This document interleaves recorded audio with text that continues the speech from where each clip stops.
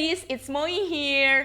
Welcome to Opini, obrolan topik terkini navigasi global pendidikan internasional.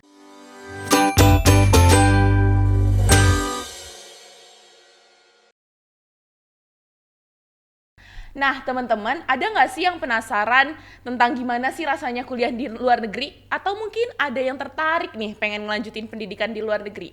Nah, sekarang kita kedatangan narasumber yang baru aja menyelesaikan pendidikan PhD di Kagoshima University. So, please welcome the one and only Dr. Saikol Bakri, MPH, PhD. Halo dok, apa kabar? Halo Moy, ya alhamdulillah sangat baik sekali. Wah, sangat baik. Ini excited nggak nih dok kira-kira mau sharing-sharing sama health buddies di sini? Deg-degan banget sih. Oh, deg-degan banget. Takut salah jawab Iya, gitu betul, ya. betul. Ya. Oke, mungkin ini kayak sekedar kepo. Banyak banget pertanyaan dari saya sendiri dan dari health buddies yang pengen nanyain gimana rasanya kuliah di luar negeri. Untuk yang pertama mungkin apa sih dok yang mendorong dokter Saikol ini buat ngelanjutin pendidikan di luar negeri? Ya, ini ceritanya panjang nih sebenarnya kalau mau Oke. ceritain. Sedikit cerita.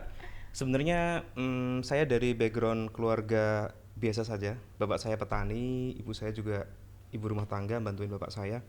Jadi saat lulus kedokteran, ya pikirannya pada saat itu di dokter udah alhamdulillah gitu ya. Dan mungkin arahannya ke spesialis. Tapi kemudian di tahun 2010 saya jadi bagian dari FK Undip, menjadi dosen, dan saya ditempatkan di public health di bagian IKM.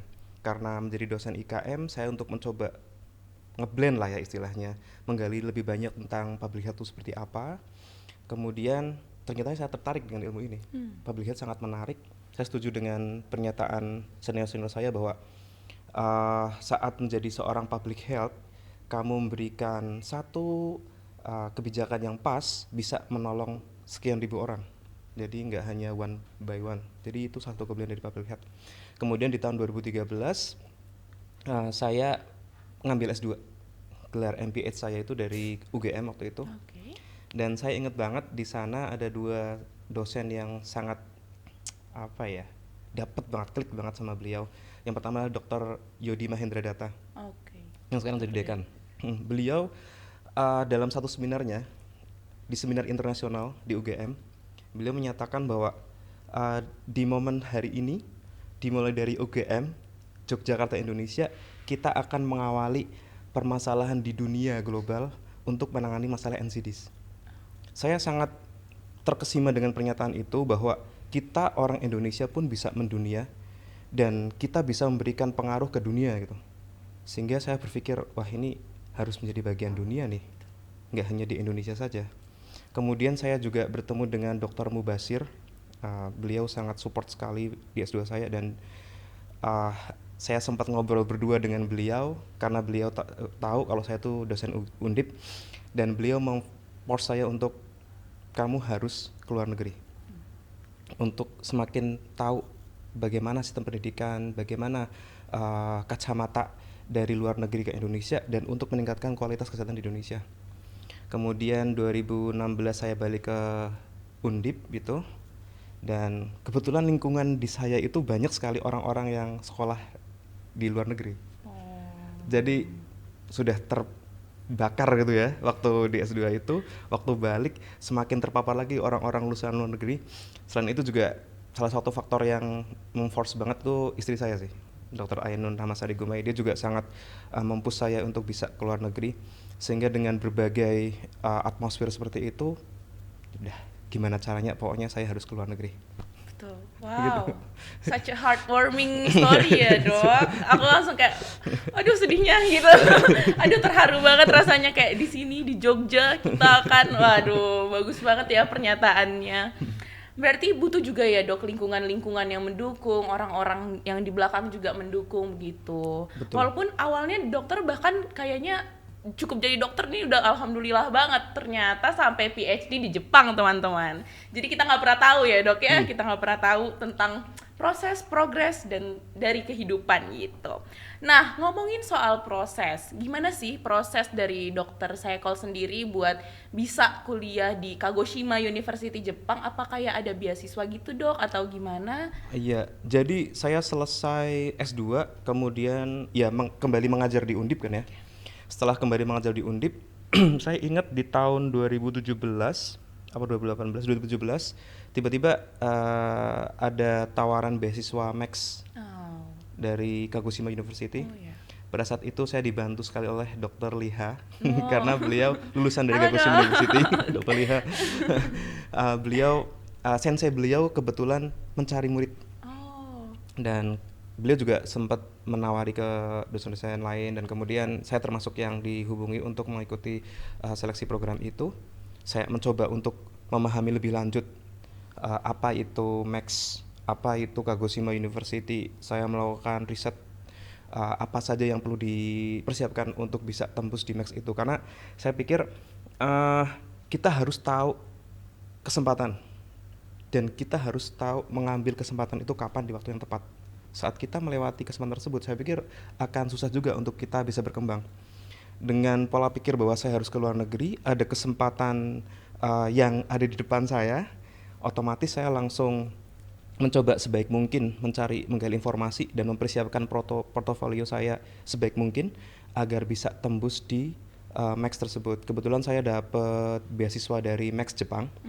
Jadi sedikit cerita Max Jepang tuh seperti apa gitu ya. iya betul. Ya Kepo mungkin nih dok. biar bisa belajar juga. Iya. Nah, jadi Max itu secara umum sebenarnya kalau kita di website lihat dibagi jadi U2U sama G2G. U2U sama G2G. Hmm, Oke. ya. U2U itu jadi ada slot Max yang dikasihkan di universitas di Jepang. Misalkan waktu zaman saya Kagoshima University dapat kalau nggak salah kalau nggak 3 4 slot satu university. Satu universitas. Jadi kalau kita ke sana dapat Max ini, saingan kita tuh adalah profesor-profesor dari fakultas lain atau bagian lain. Oke. Jadi yang mempertarungkan itu profesor di sana. Jadi kita ngirim. Jadi yang perlu dipersiapkan jelas TOEFL harus di atas cut off point dari yang dibutuhkan. Terus kemudian juga ya IP yang baik akan lebih bagus. Kemudian kita punya kalau memang sudah ada pengalaman riset sebelumnya itu sangat membantu sekali. Selain itu kemarin itu yang menjadi poin plus kalau ada seminar-seminar internasional pernah diikuti, itu bisa juga jadi nilai poin plus atau achievement sebelumnya. Jadi kalau pengen ke luar negeri mulailah dari sekarang untuk membangun portofolionya di sini. Kemudian selain itu ada yang G2G. Iya. Kalau G2G itu beasiswa yang didapatkan dari pemerintah Jepang ke pemerintah di negara-negara yang lain seperti Indonesia itu nanti dapat gitu. Saya kurang tahu jumlahnya berapa. Tapi negara Indonesia dapat jatah Max sekian. Nah, untuk Max yang ini saingannya itu se-Indonesia. Jadi Seluruh Indonesia. universitas. Jadi kalau ada mahasiswa yang ingin ikut program Max, daftar di situ. Jadi untuk yang membedakan yang U2U pas zaman saya itu bahasa Jepang tidak terlalu, yang penting bahasa Inggris. Tapi untuk yang G2G saya dengar kabar recently mereka ada tes bahasa Jepangnya juga. Jadi perlu dipersiapkan kalau memang tertarik untuk mengambil Max di Jepang, jalur G2G. Dan ada satu lagi program yang menarik yang di luar U2U dan G2G, ada juga Max Special Case. Jadi seperti yang Undip sekarang dapatkan, bakalan ada kunjungan dari Max dari Jepang, dari Kagoshima University tanggal 27 sampai 27 28 untuk menyeleksi mahasiswa S3 yang tertarik ke Kagoshima University. Nah, itu juga bisa dipersiapkan. Kalau itu lebih ini lagi ya. Karena kalau asalkan profesornya itu suka dengan rekan-rekan semua, sekalian itu bisa dapat Max ini. Jadi lebih ini kalau nggak ikut eman-eman. Waduh, ini buat health buddies yang pengen mendaftar bisa dicek informasinya juga di International Office di Instagram International Office Undip FK Undip @io.fkundip. Ini sekalian promosi ya dok ya. Betul, penting. Nah itu kayak Max untuk mahasiswa di Undip itu dari semua fakultas dok yang tertarik dengan neuroscience ya dok ya? Bisa, dan itu bisa ada jalur yang jalur S2 dan S3. Oke. Jadi kalau ada yang mau PhD langsung juga bisa. Terus ada yang tertarik, wah saya kayaknya pengennya S2 dulu deh. Oh, bisa lompat, Dok. Dari S1 bisa langsung lompat S3? Kalau untuk mahasiswa kedokteran bisa, Oh. karena ada profesi di situ, Oh, tapi sudah koas. profesi. Hmm. Oke. Tapi kalau misalkan dia masih S1, ya yang bisa diambil yang program S2. S2-nya. Oke. Wow. Wow. Wow, ini opportunity yang harus banget Harus diambil, diambil banget, teman-teman. banget, Iya, banget. benar. Ya. Dan ini dekat-dekat ini ya, tanggal 27 sampai 28 Mei ini kita akan kedatangan profesor dari Jepang ya, Dok, buat mewawancarai langsung health buddies yang pengen join ke Kagoshima University. Fokusnya di neuroscience ya, Dok, yang Betul, ini. betul. Oke, ini kayak dari G2G, ada R U2U. U2U, dan ada juga yang special case ini. Berarti yang paling bisa diikutin nih kayaknya special case ya. Banget. Wah. Karena mungkin tingkat kompetisinya lebih nggak seberat yang G2G dan U2U. Jadi kalau ada kesempatan seperti ini, saatnya kalian bersinar Oh, dan it's menyala. time to shine. Ya. Berarti dari dokter sendiri itu ikutnya yang Yang U2U. U2U, oh gitu. Itu yang 100 yang seluruh Indonesia itu, Dok. Itu yang G2G. Kak Oh. U2U itu berarti Oh, iya, dari iya, iya. Kagoshima-nya dapat jatah. Betul. Nah, kita memperebutkan di U2U-nya itu, Oke. di Kagoshima University-nya. Oh, itu juga alasan dokter kenapa ngambilnya di Kagoshima University. Betul. Oke. Dan selain itu, kenapa Kagoshima University? Kebetulan mayor saya itu di Mercury. Oh. Dan saya mempelajari tentang merkuri, efek merkuri terhadap ibu hamil dan pertumbuhan tumbuh kembang anak. Dan Kagoshima University bekerjasama dengan Minamata Institute. Salah satu lulusan Kagoshima University di lab saya, kebetulan di satu lab saya, Epidemiology and Preventive Medicine, beliau jadi salah satu direktur di Minamata Institute. Jadi Minamata itu salah satu center terbaik di dunia untuk masalah merkuri. Wah, oh Jadi iya. saya punya kesempatan untuk belajar dari expertnya gitu kan ya. Ya gas. Gas, ayo. Gas. Akhirnya ya dengan kesempatan-kesempatan ini saya mencoba untuk memaksimalkan diri dan mengambil kesempatan ini untuk bisa berjoin dengan Kagoshima University, dan saya juga punya kesempatan untuk ke Minamata dan belajar langsung dari expert di sana. Itu tentang merkuri pada ibu hamil ya, Dok? Betul. Oh, berarti dokter kemarin harusnya ikut juga nih podcast merkuri pada ibu hamil ya, teman-teman. Nah, dari pengalaman tiba di Jepang, karena kan katanya nih Jepang pressure kerjanya tinggi, teman-teman. Katanya juga tingkat stresnya juga tinggi. Kenapa sih, Dok? Di Jepang, dan gimana nih proses buat di Jepang ya? Apakah ada culture shock atau gimana? Ini sebenarnya dari kecil waktu saya lihat Doraemon gitu atau dulu apa ya, banyak komik-komik gitu ya yang saya tonton waktu kecil, dan ada impian juga sebenarnya untuk bisa ke Jepang. Tapi saat itu mikirnya cuma bisa ke Jepang gitu ya. Gak sampai kuliah di Nah, Jepang ini kok gitu malah ya? jadi kuliah di Jepang gitu. Tentunya culture shock ada, di mana saya nggak nyangka ya Jepang negara sangat maju jelas, sangat bersih, sangat teratur. Tapi saya nggak nyangka kalau bahasa Inggris di sana tuh nggak bagus di tempat kita, ya nggak juga sih. Mungkin levelnya saya pikir lebih tinggi daripada itu gitu. Jadi kalau ke Jepang dengan kemampuan bahasa Jepang yang lebih baik, mungkin akan mengurangi culture shock ini. Oke. Cuman memang salah satunya itu masalah bahasa, kemudian yang kedua karena ya di sini negara Muslim, banyak masjid gitu ya, jadi agak culture shock juga untuk mencari tempat ibadah gitu. Makanan-makanan juga ya berbeda dengan yang di sini, cukup adaptasi, meskipun tidak terlalu berat sih adaptasinya, karena memang kebetulan lingkungan di Kagoshima sangat warm. Jadi Kagoshima itu daerah paling selatan di Jepang, di mana suhunya tuh warm, hangat, dan orangnya ternyata hangat juga. Sangat welcome. Kemudian mereka sangat support juga ke foreigner seperti saya waktu itu. Bahkan kalaupun kita nggak bisa bahasa Jepang, mereka mencoba untuk membantu kita. Dan kalaupun ya seperti saya tuh cuma bisa ngomong sumimasen, arigatou gozaimasu gitu. Itadakimasu. Tapi mereka langsung, nihongo jozu ne. Wah, nih bahasa Jepangmu bagus ya. Oh, cuma salam aja. Iya. Jadi mereka sangat support sekali dengan foreigner yang ingin belajar bahasa Jepang. Itu jadi nilai poin plus di Kagoshima. Selain itu teman-teman di sana sangat mensupport Jadi ada PPI di sana yang sangat membantu kita orang-orang yang baru datang ke Jepang. Jadi ya overall oke lah. Oke lah ya. Berarti untuk Sangat teman-teman recommended. yang mau kuliah di Jepang itu nggak usah takut karena walaupun mungkin bahasa Inggris di sana tidak sesering digunakan seperti di Indonesia ya dok, untuk di Jepang sendiri itu mau membantu dan warm banget. Berarti kalau misalnya belanja bulanan gitu gimana dok? Ya itu pakai ini. Sumimasen.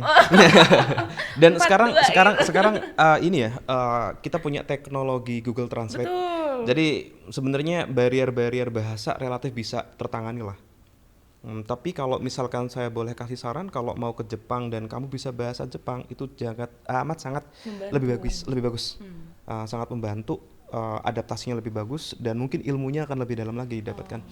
Dan untuk di kampusnya sendiri, saya berbicara dengan sensei saya, profesor saya, dengan teman-teman pakai bahasa Inggris. Oh. Jadi untuk yang di komunitasnya yang perlu usaha lebih karena mereka memang bahasa Inggrisnya berbeda gitu, agak Oke. susah. Jadi tapi saya juga memforce diri saya untuk bisa bahasa Jepang sih. Tapi sekarang udah gimana dok? Skoshi Oh, sedikit-sedikit. sedikit-sedikit ya dok.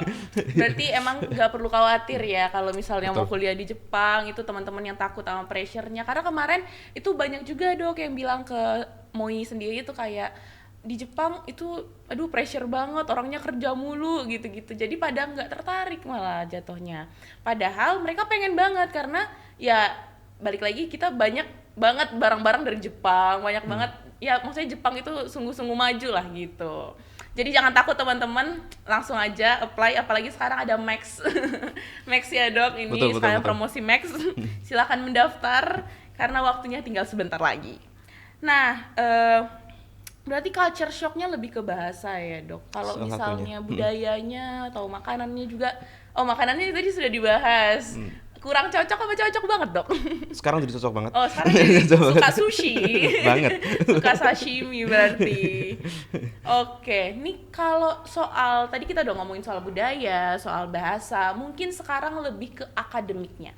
Bagaimana sih dok pengalaman akademik di Kagoshima University sendiri? Betul, ini pertanyaan sangat bagus sekali. Jadi memang kuliah di Jepang itu biasanya membutuhkan waktu sekitar kalau untuk yang di kedokteran 4 tahun. Oh, Dan Max pun memberikan beasiswanya sampai 4 tahun. Nah, di selama studi itu kita hanya butuh untuk menyelesaikan SKS-nya 30 aja. waduh, kita 144 dok. Betul. Jadi bisa dibayangin ya, 30 dalam waktu 4 tahun. Saya ingat banget waktu itu saya mencoba untuk menyelesaikan semua tanggungan SKS saya tuh di 1 tahun atau 2 tahun pertama kuliah. Karena itu strategi saya biar di tahun terakhir saya tinggal mengerjakan skripsi atau tesis, tugas akhir gitu ya. Karena memang syarat kelulusannya di tugas akhirnya itu. Untuk SKS-nya itu hanya mensupport dari tugas akhirnya kita. Karena bedanya S3 dengan yang lain, S3 itu lebih ke research-nya. Jadi pesan juga buat health buddies kalau tertarik untuk S3 persiapkan kira-kira riset apa yang ingin ditekuni dan mencoba untuk menyusun batu bata di sekarang gitu ya biar lebih mantep gitu. Nah, kembali ke laptop. Di sana 30 SKS saya selesaikan dalam waktu 2 tahun. Tapi untuk menjaga biar saya tetap sering pengen belajar gitu, saya mengambil mata kuliah lain. Jadi persyaratannya yang penting udah aman dulu. Saya ingat saya ngambil sampai 43 apa ya? Walah, banyak banget. Karena memang saya pikir saya di negara Jepang, Kagoshima University, sayang banget kalau ilmunya, Sekedarnya saja, ya ilmunya gitu. yang penting lulus, aduh Betul, sayang, betul. ilmunya banyak banget. Jadi saya bisa belajar dari profesor langsung. Jadi ya ngapain kalau cuma segini doang gitu. Jadi saya ngegas langsung waktu itu. Alhamdulillah lancar semuanya. Kemudian yang perlu diperhatikan lagi di perkuliahan di sana itu ada bahasa Jepang dan bahasa Inggris. Oh. Jadi kalau misalkan health buddies tertarik dengan mata kuliah di Jepang, pilih juga ini bahasa Jepang atau bahasa Inggris. Nah, kalau memang bahasa Jepang agak susah, pilih yang bahasa Inggris. Biasanya ada uh, pelajaran-pelajaran yang bisa dipilih yang berbahasa Inggris. Kemudian masalah lain mungkin ini ya, banyak waktu itu saya penelitian tentang merkuri terhadap ibu hamil. Uh, yang perlu diingatkan di sini, di sana kita beneran seperti mahasiswa yang melakukan semuanya sendiri. Oh, Hmm. Jadi waktu saya gimana datang tuh ke dok? sana, saya ingat banget dikasih petuah dari senior-senior, Dokter Liha, Dokter Nani, semuanya lah, bahwa di sana tuh semuanya kamu persiapkan sendiri untuk S3-nya. Jadi mulai dari menyiapkan penelitian sampai mengakhiri penelitian itu kita semua. Maksudnya, saya membawa sampel dari Indonesia untuk masalah merkuri itu. Oh, Yang ngecek di Jepang. di Jepangnya itu saya sendiri, Oh, bukan analis atau siapa. oh, Iya. waduh, berarti Dan mengoperasikan alatnya juga betul, sendiri dok? betul, betul. Bahkan saya masih ingat Waduh, untuk yang 5 bulan pertamanya itu saya mencari formula sendiri untuk bagaimana cara mengecek merkuri di rambut. waduh, Jadi bukan bukan saya minta tolong-tolong dicekin, enggak. Jadi sensei saya menyuruh saya, ini ada sampel rambut seperti ini, tolong kamu gimana caranya biar bisa dicek dengan mesin yang ada di sini gitu. Kemudian saya konsultasi dengan sensei yang di Minamata tadi. Saya mencoba untuk buat protokol sendiri yang dimodifikasi. Sudah ada protokol oh, umumnya, tapi perlu ada adaptasi karena memang mesin di lab saya itu berbeda.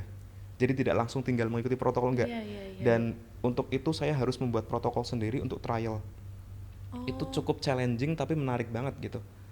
Jadi semakin tahu merkuri seperti apa. Kemudian karena saya hands on langsung mm-mm. dan saya melakukan langsung, jadi benar-benar pengalaman yang luar biasa. Dan kalau di Jepang memang kita uh, benar-benar melakukannya semuanya sendiri, hands on langsung.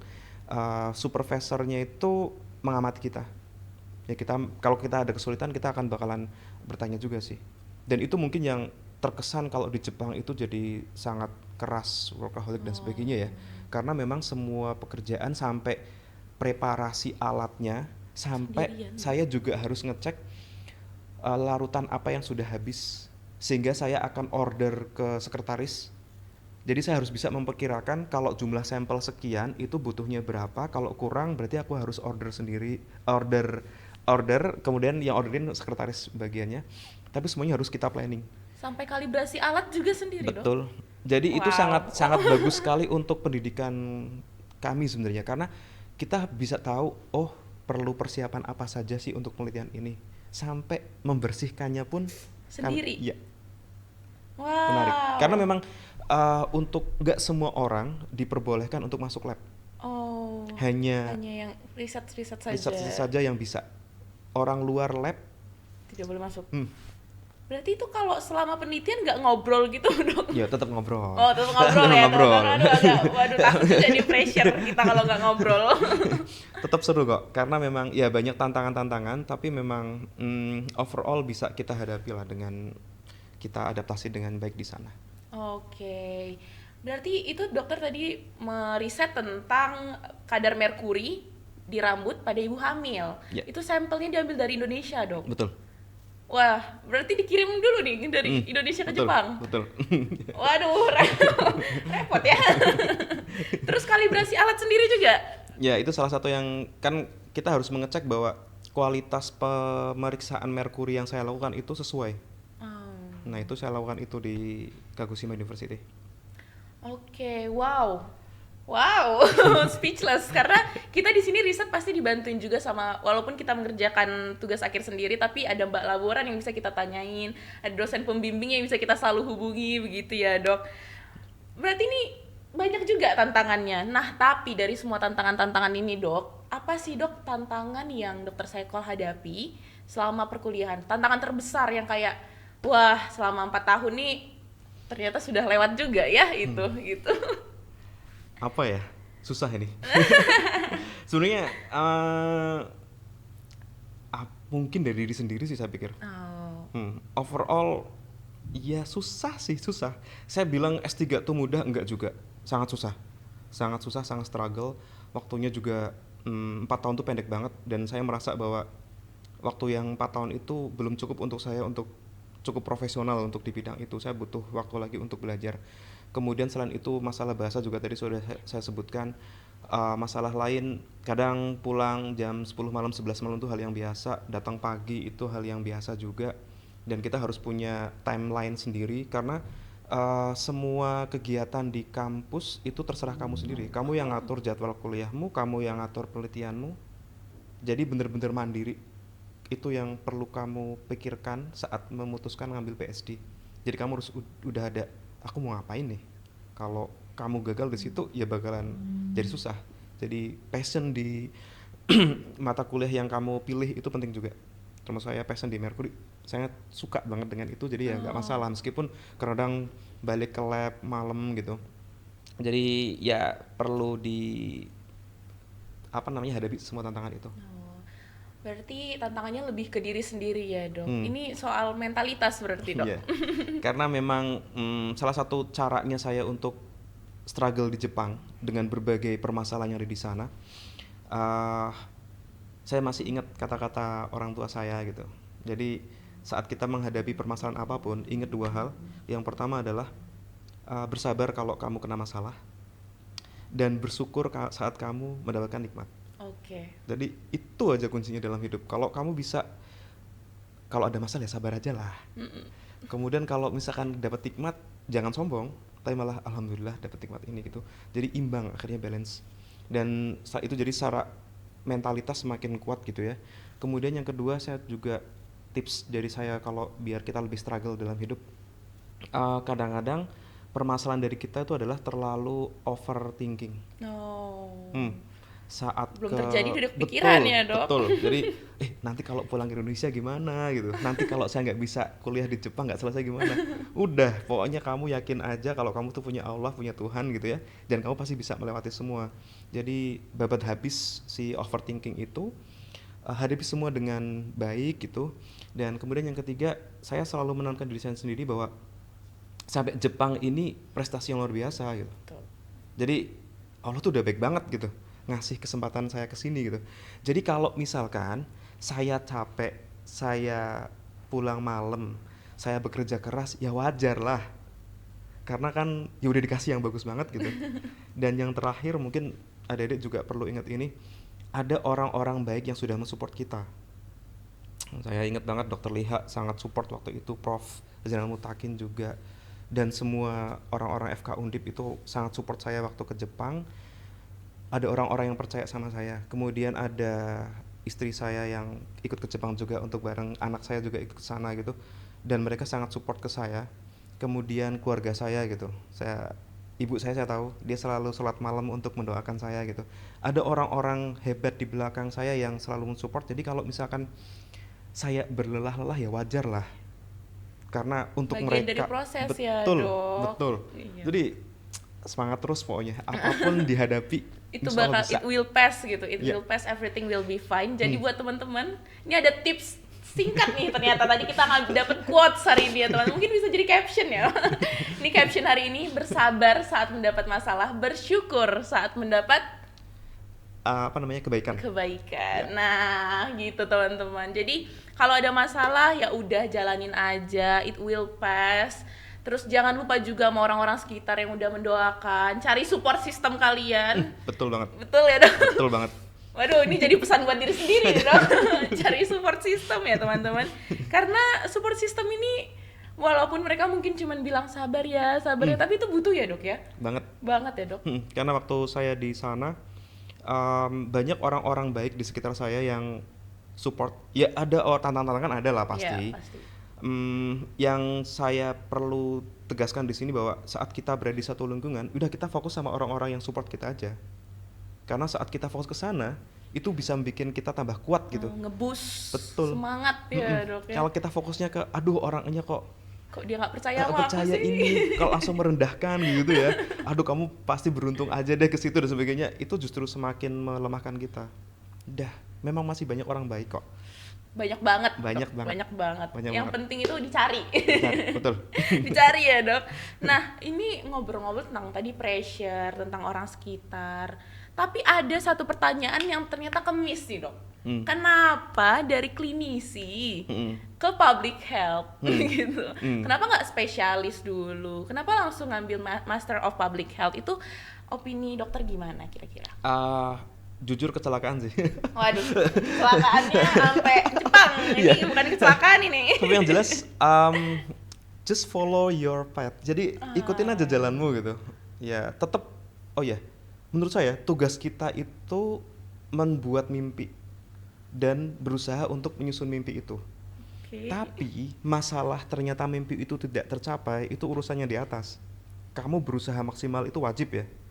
Jadi saat saya berada di FK pun ya belajar yang rajin gitu. Yang waktu S2 saya belajar yang rajin gitu. Sehingga bisa lulus S2 dengan baik dan sebagainya.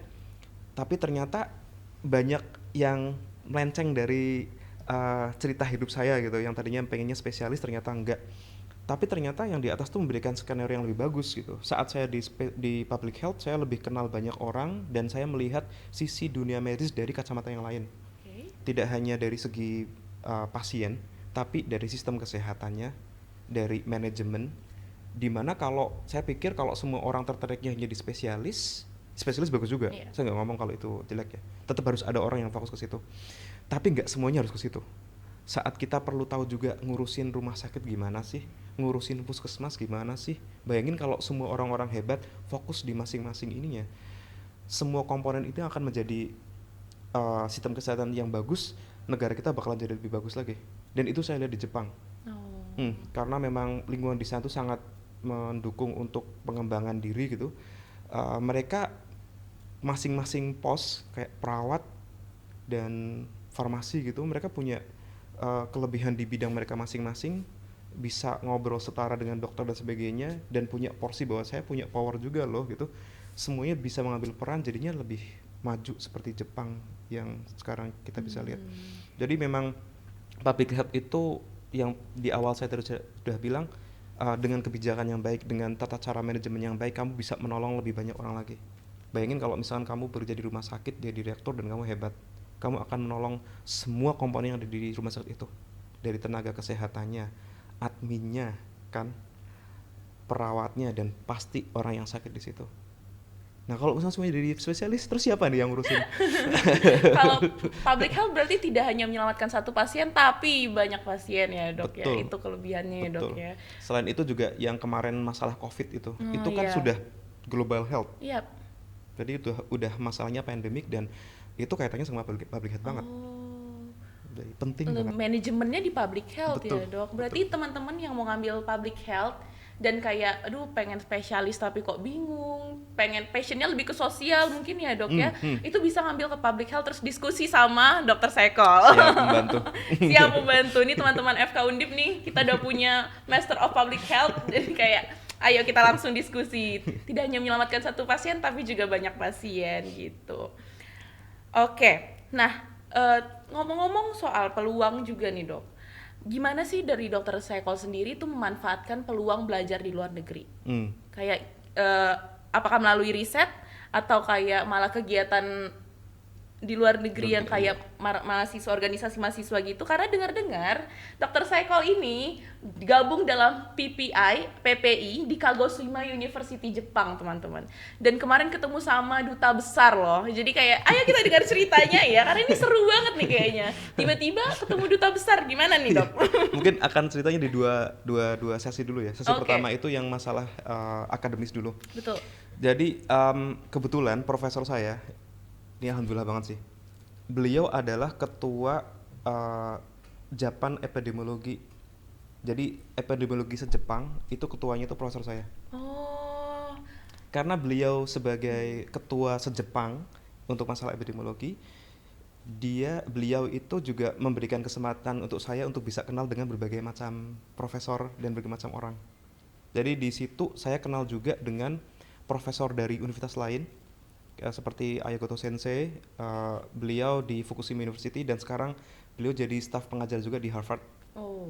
Dan saya berkesempatan untuk berkolaborasi penelitian dengan beliau juga di masalah promosi kesehatan kaitannya dengan school children. Nah, jadi promosi kesehatan tapi di sekolah SD gitu. Itu kemudian beliau memperkenalkan saya juga dengan salah satu ahli nuklir di Jepang.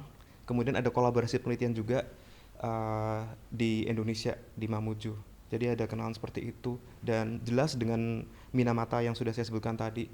Jadi ada kolaborasi penelitian yang kita lakukan, dan saya punya mimpi ke depan untuk bisa melanjutkan kolaborasi itu. Oh, melanjutkan ya, Dok. Karena sudah dibangun dari sana, banyak penelitian-penelitian, meskipun main riset saya di Mercury, tapi saya juga ngomong masalah radiasi, Nuklir tadi. radiasi lebih ke radiasi alam ya, Oh. radiasi, kemudian ada masalah creative health tadi, kemudian kemarin juga sempat penelitian tentang COVID. Oh, yang Jadi pandemi kemarin, pada Dok. kemarin kita ngadain riset juga, di mana riset yang kita lakukan di COVID itu kerjasama juga dengan India, Bangladesh, Bangladesh bener, India, Bangladesh, kemudian Jepang, setelah Indonesia. Jadi banyak banget dari waktu kalian di sana gitu, luar negeri, kesempatan kalian untuk bisa melebarkan saya itu sangat besar, dan jalin komunikasi yang baik dengan Iya, senseinya. relasi teman-teman. Meskipun efeknya jadi capek banget karena banyak kegiatan, tapi worth it banget sih. Oke, mungkin buat health buddies yang sekarang lagi ngelakuin riset-riset, kita mau nanya nih, Dok. Kenapa sih tertarik riset juga gitu? Karena saya mikir dulu pokoknya asal ngajar selesai gitu ya, karena saya dosen gitu. Tapi setelah semakin kesini, bahwa ada orang-orang yang memang perlu fokus juga di dunia riset untuk mengetahui kenapa masalah itu bisa muncul. Menjawab pertanyaan dari permasalahan Betul, yang ada betul. ya, Dok. Bayangkan kalau semuanya fokusnya yang penting mengobati pasien dan sebagainya, tanpa tahu sebenarnya obat ini efektif apa enggak sih? Sebenarnya di Indonesia tuh bener nggak sih penyakit ini tuh sepenting itu? Jangan-jangan ada masalah lain yang perlu kita ketahui, dan itu bisa terjawab dari Riset. riset-riset. Oke. Nah, dan itu perlu ditingkatkan di Indonesia karena iklimnya memang berbeda. Saya perlu ngasih contoh di Jepang itu, untuk membuat kebijakan kesehatan, itu mereka membuat cohort sendiri. Jadi kayak cohort Study ya, study, study cohort. cohort study. Jadi mereka mengikuti ibu hamil sampai anak usia 20 tahun. Oh, Terus mereka tahu, dan yang diikuti sekitar 100.000 ibu hamil. wow, Dari banyak dari sampel. dari situ mereka akan membuat, oh berarti untuk di Jepang kebijakan ibu hamilnya seperti ini. Oh, Untuk anaknya ternyata kesehatan yang berpengaruh seperti ini.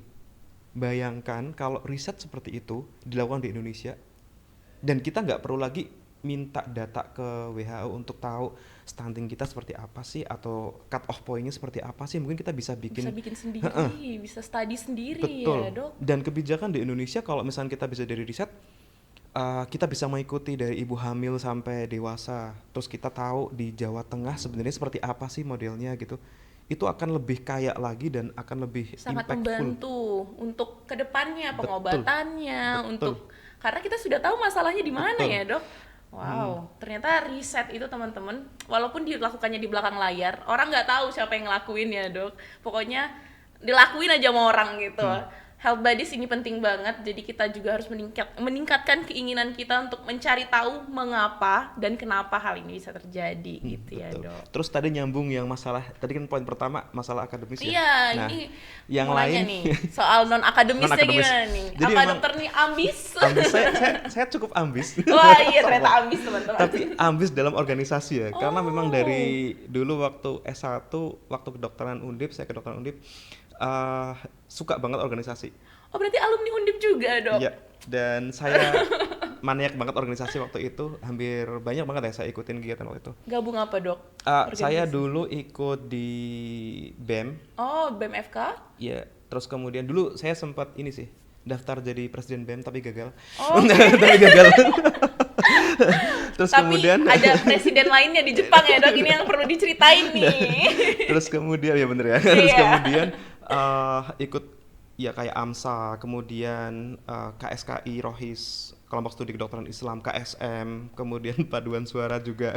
Jadi hampir suara juga. Organisasi ekstra juga ikut kayak HMI, itu juga semuanya saya ikut. Dan memang salah satu keinginan saya waktu itu organisasi adalah karena bapak ibu saya tuh nggak bisa bikin link untuk saya.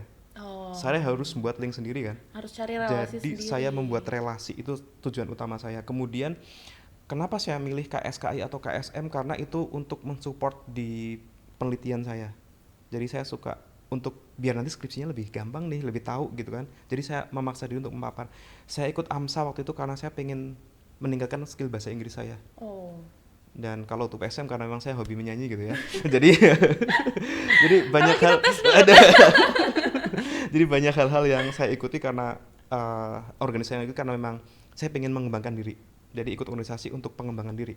Berarti mungkin ya dok, untuk anak kedokteran itu ikut organisasi. Karena kan di kedokteran ini, maksudnya di seluruh jurusan dari ilmu gizi, farmasi, keperawatan, kedokteran umum itu tuh sibuk dengan akademik ya dok. Kayak kita akademiknya aja udah pusing, laprak aja udah 10 nih per minggu gitu. Gimana caranya ngebalance harus sama organisasi? Kalau waktu itu jujur saya kurang sukses dalam membalance itu. Kenapa nih kok sukses ya dok? Ya karena saya terlalu fokus di organisasi itu, tapi waktu Oh, saya di Kagoshima saya belajar dari situ gitu. Saya mencoba untuk memperbaiki karena di Kagoshima saya kembali seperti suka banget organisasi lagi gitu. Jadi waktu di S3 saya pikir saya lebih bagus dalam mengelola masalah-masalah seperti itu, bikin timeline yang jelas sih. Jadi selama 4 tahun gitu, saya harus bisa memplanning. Di tahun keempat ini saya harus selesai, misalkan, kemudian tahun ketiga saya harus menulis paper dan sebagainya gitu ya. Di 2 tahun pertama saya harus selesai mata kuliah saya, berarti untuk organisasi masih mungkin apa enggak? oke. Tahu diri itu penting. Tahu diri itu Ya, penting. tahu kapasitas diri itu penting. Iya betul. Dan saat kamu memilih untuk saya melakukan ini karena memang kamu butuh itu, bukan karena teman saya ikut. FOMO, nggak boleh FOMO teman-teman, Enggak. jangan FOMO ya. Karena kalian itu mahasiswa gitu ya, sudah punya pikiran orang dewasa. Jadi saat memutuskan suatu, tolong pikirkan baik-baik. Jangan Oke. karena ikut-ikutan dan sebagainya. Ya, sedikit cerita juga kalau yang di kegiatan organisasi yang saya ikuti di Kagoshima, yang pertama, ya tadi sudah sebutin, saya ketua PPI Kagoshima. Nggak jadi presiden BEM FK, tapi jadi presiden PPI Kagoshima University Jepang. Jadi ini Sampean ya? lucu nih sampai jadi presidennya ya Nah, dok. gara-gara jadi presiden ketua PPI Kagoshima, jadi membuka kesempatan yang lain. Saya juga berkesempatan untuk kenal dengan KBRI waktu itu. Jadi ada layanan paspor karena Kagoshima itu sangat jauh dari Jepang. Dari kota pusatnya. Jadi mereka memberikan apa namanya fasilitas jemput bola. Jadi Oh, yang membuat paspor ya dari KBRI-nya datang ke Kagoshima untuk membantu orang-orang Kagoshima membuat paspor, perpanjang paspor. Dan mereka kontak ke PPI sehingga saya bisa kenalan dengan orang-orang KBRI Kagoshima. Dan kemudian di tahun terakhir itu saya jadi kota PPI di tahun awal ya. Tapi setelah itu ya masih membantu PPI. Di tahun akhir itu ada program Japan Kagoshima Japan dan Indonesian Culture Collaboration. oke. Jadi Itu apa tuh dok? pengen meningkatkan kolaborasi Indonesia dan Jepang, tapi di Kagoshima. Dan saat momen itu Pak Dubes datang langsung ke Kagoshima. Jadi kita memberikan Oh, ya ngobrol-ngobrol dengan jadi Pak Dubes, jadi kenal ngobrol-ngobrol, jadi dengan beliau itu kenal. seru banget juga sih karena tahu perspektif yang lain juga. Dan karena Dubes datang, yang lain juga ikut kayak biro apa Betul, betul. Malah dan mengundang banyak iya, pihak banyak lagi ya, pihak Dok lagi. ya. Dan iya, salah satu yang saya kenal, saya agak lupa sih namanya beliau, tapi beliau, saya cerita tentang riset saya dan beliau sangat mensupport. Dan beliau bilang kalau di Indonesia tuh bisa banget penelitian-penelitian seperti ini dikembangkan. Dan dia pesan untuk ini maju terus nih, harus dilanjutkan lagi, jangan berhenti di Jepang gitu. Betul. Jadi membuka poin yang lain juga. Selain itu saya juga jadi ini ya, di Kagoshima tuh ada Kagoshima Muslim representatif gitu ya gitu. Jadi perkumpulan dari beberapa negara, dan kebetulan saya jadi salah satu member di situ, representatif untuk Indonesia. Di situ saya juga jadi tahu gitu orang-orang dari negara lain. Kalau PPI kan skupnya di Indonesia aja. Di KUFSA, Kagoshima University Foreign Student Association, saya sempat ikut itu juga. Dan Kagoshima Muslim juga saya ikut. Di situ saya bisa kenal dari negara lain, dari Bangladesh, dari Nepal, dari Eropa dan sebagainya, dan bisa tahu pola pikir mereka, dan bisa tahu Indonesia sebenarnya di posisi mana gitu. Iya, sudut pandang kacamata Sudut pandang dari kacamata lain, negara lain. betul. Dan lebih bagus lagi, saya punya mimpi gitu pada saat itu untuk mungkin saya bisa kolaborasi penelitian ke depannya dengan beliau-beliau ini. Karena sama-sama student PhD, Iya. otomatis mikirnya ke riset. Jadi pesan saya ke teman-teman yang lain, organisasi di saat S3 tuh nggak masalah banget. Tapi tadi ya, sesuai dengan kemampuan, tetap utamakan kuliah, dan coba melakukan pemilihan organisasi itu karena memang kamu punya sesuatu di situ, Passionate. passionate, dan saat kamu join ke situ nggak kayak buang-buang waktu, Oke. kamu bisa dapat link Take lah. and give lah Betul, ya, kamu dapat Dok. link, kenal sama orang-orang hebat di sana, kemudian kedepannya kamu bisa lakukan riset kolaborasi dengan mahasiswa-mahasiswa yang lain, yang saat dia kembali ke negaranya, saya yakin mereka bakalan jadi orang-orang hebat. Betul, karena udah PhD di Jepang. Betul. Udah jalan-jalan ke sana. Dan orang-orang yang bisa Salah satunya dokter juga orang hebatnya gitu ya, Enggak, Ton. saya masih belajar. Merendah. Oh, jadi gitu. Berarti bisa dong balancing organisasi, juga tetap akademik, juga tetap mengajar, juga tetap wah banyak hal yang bisa dilakukan dalam 4 tahun itu ya, Dok ya. Betul. Nah, ngobrol-ngobrol soal pengalaman juga, tadi kita udah ngobrol ternyata relasi dari dokter Sekol ini sendiri udah dari duta besar, udah banyak juga pihak-pihak terkait, udah banyak juga teman-temannya dokter dari negara-negara lain, jadi health buddies, no worries, just do it. Oke, ngomong soal pengalaman, apa sih pengalaman yang paling berharga nih, Dok?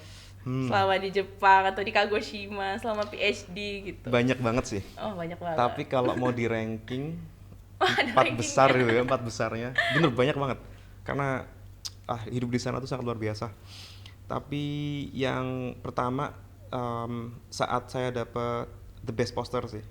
Oh, Jadi itu ada seminar, oh. kemudian saya presentasi poster di situ di acara Global Health Jepang, dan saya menang di situ. Itu Wow. priceless sih. Yang kedua, saat diminta menjadi pembicara Di Jepang. di Jepang, Tokyo University waktu itu. Jadi Waduh. ada Global Health juga, karena saya Oh. memang di public health. Itu ada acara acara Global Health, jadi se-Jepang ada acara seminar di situ. Mereka pengen tahu student voice. Oh. Jadi menurut mereka tuh pendidikan di Jepang tuh kayak apa sih gitu. Jadi perspektif mahasiswa Mahasiswa asing? asing. Oke. Dan saat itu panitianya meminta untuk saya menjadi pembicara di situ. Iya, karena sudah presiden Nggak ada. PPI tadi ya. Dok. Jadi biar mereka tahu menurut orang luar pendidikan di Jepang kayak apa sih gitu. Jadi itu luar biasa banget sih, ini ya sangat bersyukur lah untuk di situ. Yang ketiga, saya dosen di Undip kan. Iya.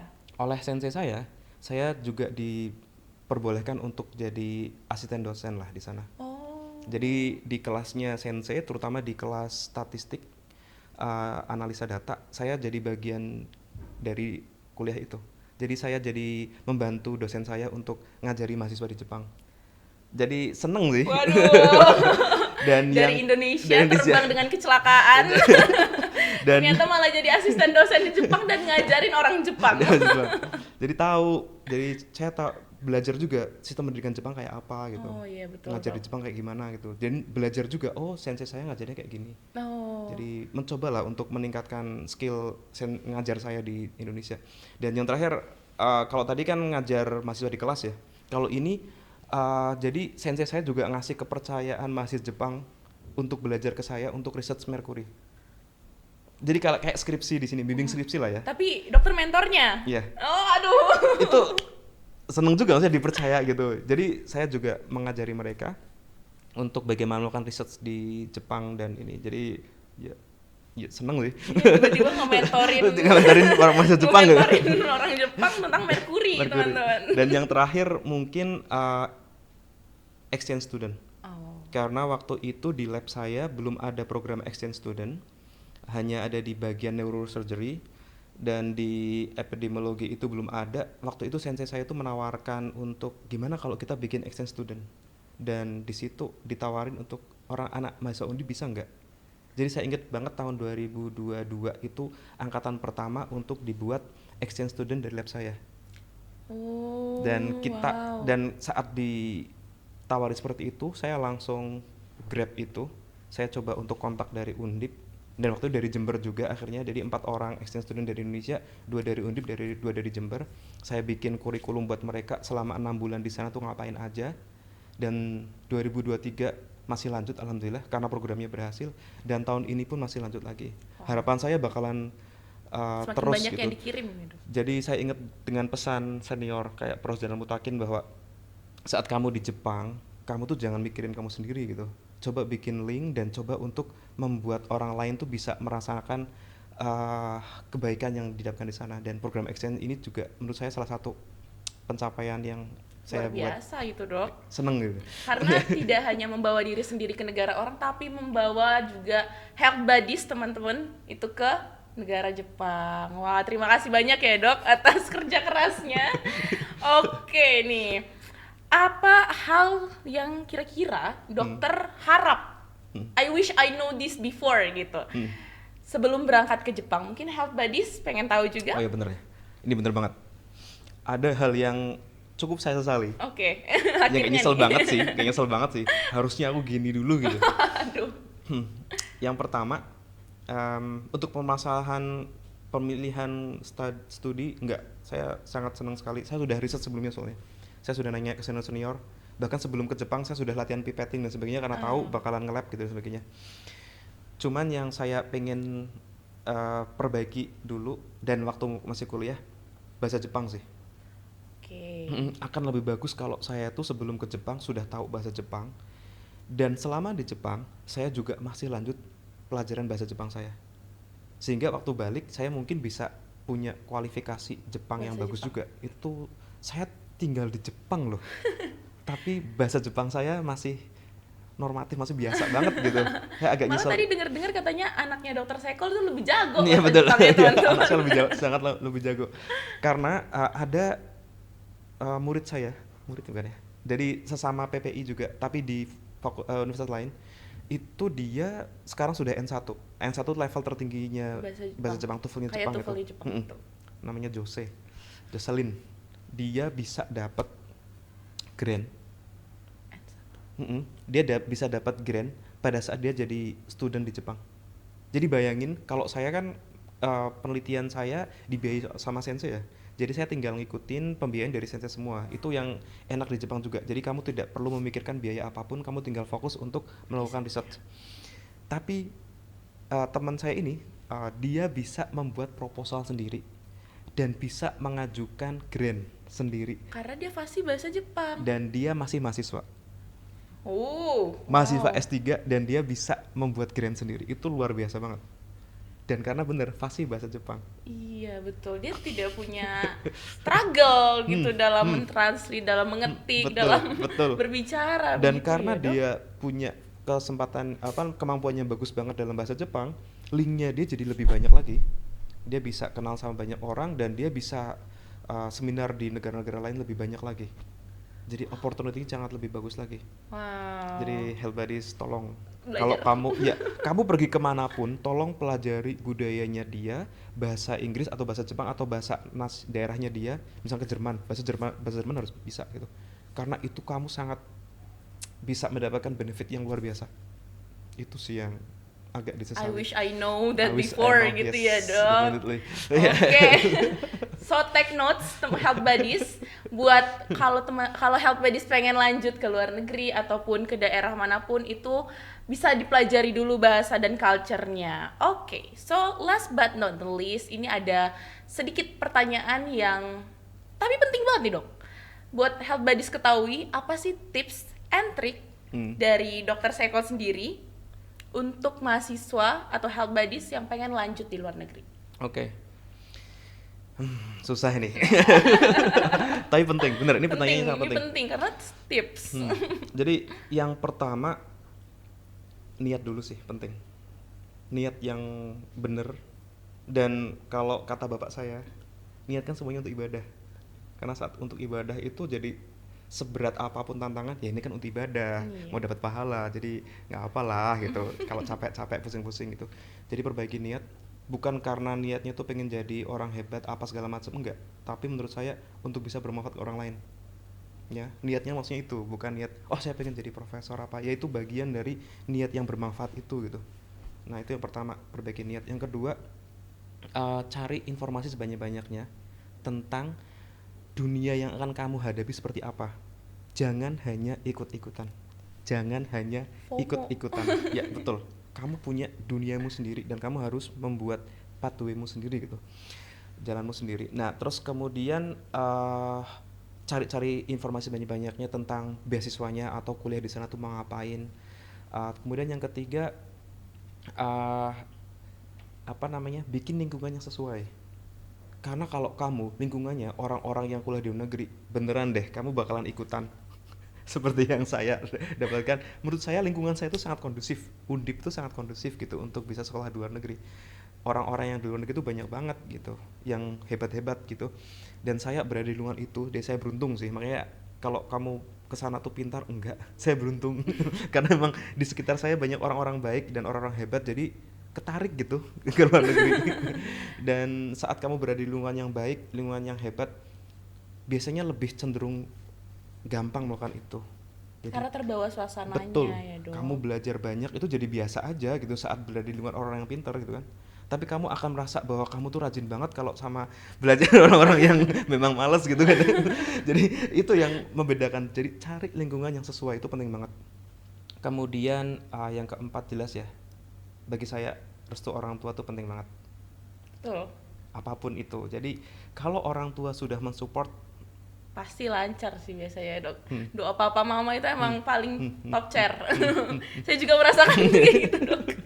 Jadi ya izin dari orang tua itu penting banget. Dan yang terakhir, bikin roadmap untuk jalanmu. Kalau kamu pengen S3 di tahun ini, berarti tahun ini tahun sekian gitu, berarti tahun ini kamu harus ngapain. Yang jadi tantangan kemarin itu saya ngerasa banget itu TOEFL. Oh. Kalau kamu pengen sekolah di luar negeri, TOEFL-nya disiapin dulu. Persyaratan apa saja sih yang dibutuhkan? IPK-nya minimal berapa? Gitu kamu harus tahu informasi dulu dan susun batak mulai dari sekarang. Karena Pelan-pelan kecil-kecil, betul, portofolio gitu ya betul. dok. Karena waktu saya ke sana, saya sadar banget orang-orang yang dapat U2U, G2G itu mereka sudah menyusun itu sejak kuliah S1 gitu. Jadi nggak ada yang instan. Hmm, Proses, semua proses begitu ya dok betul, ya. betul.